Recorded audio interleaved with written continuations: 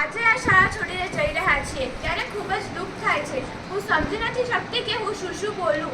આ શાળાએ મને કેટલું બધું આપ્યું છે।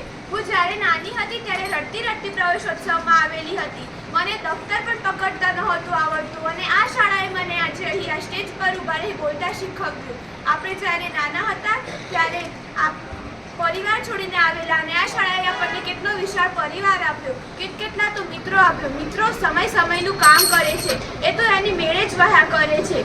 જીવનમાં તડકા પછી છાંયડો ને છાંયડા પછી તડકો આવ્યા જ કરે છે। એમ ક્યારેક મિલન તો ક્યારેક વિદાય, એમ ફેરફાર થયા જ કરે છે। આપણે જ્યારે નાના હતા ત્યારે આપણા શિક્ષકોએ અને આપણી શાળાએ આપણું કુમકુમ તિલક અને ઢોલ નગારાથી સ્વાગત કરેલું।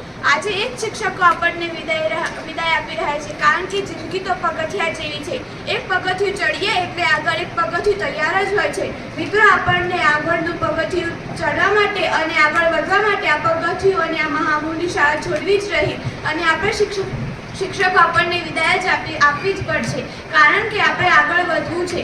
અને જેમ એક મોટી ઇમારત માટે અત્યંત જરૂરી તેનો પાયો હોય છે, તેમ કોઈ સફળ વ્યક્તિના જીવનમાં અત્યંત જરૂરી તેનું પ્રાથમિક શિક્ષણ હોય છે।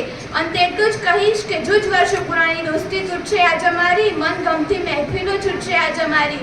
તમને મળવા આવીશું જ્યારે ધીરજ ખૂટશે મારી, કેમ કરીને ભૂલીશ આ વહાલી શાળા અમારી। અસ્તુ, જય હિન્દ।